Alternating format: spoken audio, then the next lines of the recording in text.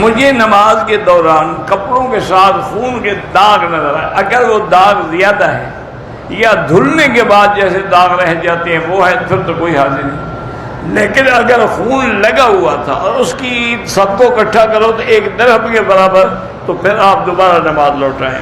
ہم 3 بھائی مشترکہ کام کرتے ہیں، میں اپنی کمائی سے اپنے مکان اور بیوی کے خرچے کے لیے عمرے کے لیے پیسے جمع کر سکتا ہوں۔ بھائیوں کو بتا دو، پوچھ لو، جب کٹھے ہو تو بات کٹھے کر لو۔ قضا نماز جو اگر پوری قضا ہوئی تو قضا بھی پوری کرنی پڑے گی، اگر سفر کی نماز چھوٹی ہے تو قضا بھی سفر پر ہی کرنی پڑے گی۔ بھئی آپ کی نمازیں قضا جو ہے ملک میں ہوئیں یا اب سفر میں ہوئیں؟ ملک میں ہوئی تو پوری قضا کرو، یعنی جیسے قضا ہوگی ویسے ادا ہوگی، بس ایک موٹی بات۔ میرا لڑکا 23 سال عمر کا ہے، ضدی ہے، اللہ سے دعا مانگا کرو، اصلح لی فی ذریتی کی آیت پڑھا کرو۔ اور بیوی کے حقوق جو ہے نا جی، یاد رکھیں خاوند پر یہ ہے کہ ایک تو اس کا نان نفقہ سکنا، یعنی گھر، کھانا پینا، پردہ، عزت، احترام اور حقوق زوجیت۔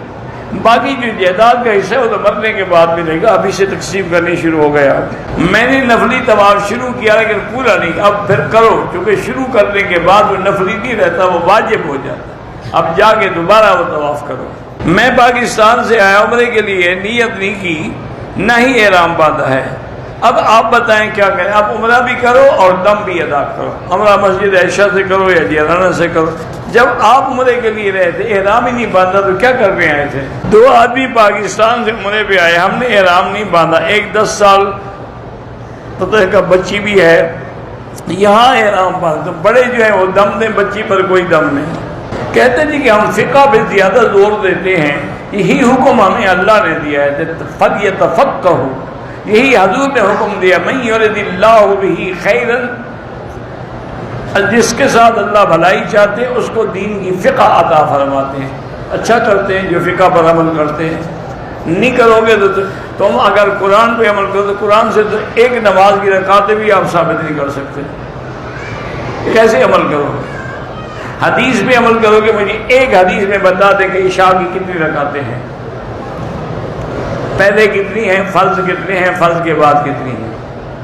لازم فقہ کے محتاج ہوں، مجتہدین کے دروازے پہ آنا پڑے گا۔ ایک آدمی گناہ گار ہے، اپنے گناہوں کا احساس ہے، بار بار معافی مانگ، بالکل معاف ہو جائیں گے، توبہ کرنے سے گناہ مٹ جاتا ہے۔ غیر مسلموں کے قبرستان سے گزرے تو ان کو سلام نہیں کہنا ہے، مسلمانوں کو سلام کہہ سکتے ہیں، اور دعا بھی مسلمانوں کے لیے کریں، جو کافر مر گئے ان کے لیے کوئی دعا نہیں ہوتی۔